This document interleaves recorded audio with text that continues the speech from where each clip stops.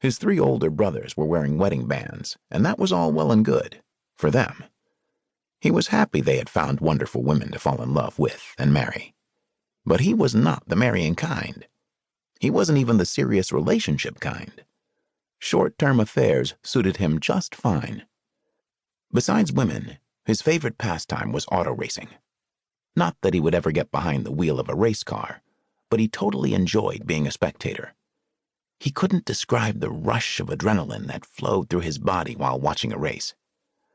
Of course, sharing an orgasm with a woman was still number 1 in his book, but being at a race was a close second.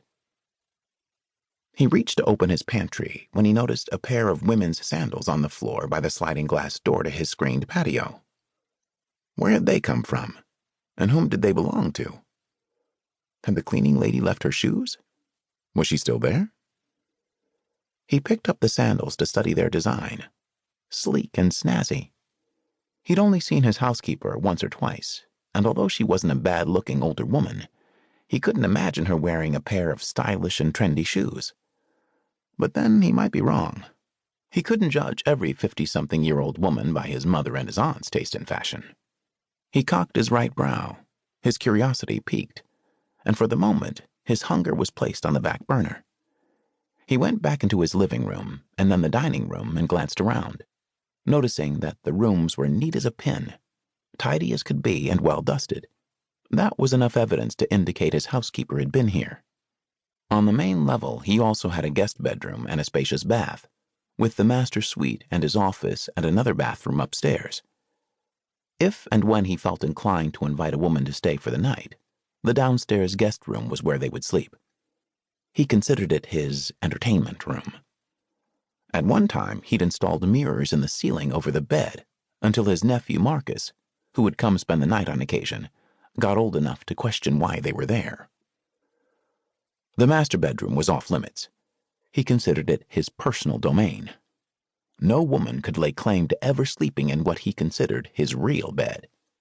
A number of them had tried, considered it a challenge, their ultimate goal, but so far none had ever made it up those stairs. After checking the other rooms, he made his way upstairs. It didn't take him long to check the bathroom and his office before heading down the hall that led to his master suite. His bedroom door was closed, which wasn't unusual, but what was unusual were the sensations he began feeling in the pit of his stomach, similar to the ones he felt when he was standing on the sidelines waiting for the race to begin. He opened the door, and his eyes quickly circulated the room, stopping first on the vacuum cleaner that was still plugged into the wall, and then on the feather duster that was sitting on his dresser. He stepped into the room and held his breath when he saw a woman asleep in his bed. What the hell?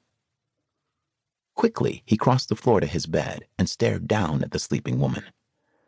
She was definitely not his regular cleaning lady. This woman looked to be in her early 20s and was absolutely, undeniably beautiful. She was lying on her side, but her face was angled in a way that showed an ample portion of it. What he saw flooded his gut with something he'd never felt before. A sensual attraction so hard, gripping and intense that he had to struggle to get air past his lungs. Her skin, a beautiful chocolate brown, looked soft, satiny, and smooth. Her long eyelashes fanned her eyes, and in sleep she looked totally at peace. Her hair, a dark brown shade, flowed to her shoulders with bouncy-looking curls at the end. He had encountered beautiful women countless times, but never before did one have such a gripping effect on his libido. And that very thought downright unnerved him. Pulling in a deep breath, he inhaled, then took his time releasing it after deciding it was time to wake her, although his first instinct was to remove his clothes and get into the bed with her. Instead of feeling his privacy violated by the woman in his bed, he was feeling something else altogether. Lust. Bone-chilling, gut-wrenching lust to a degree he'd never experienced before. He tried tamping down the sensations by thinking that he definitely had a number of questions for her. But first, he had to get her out of his bed. With that thought in mind,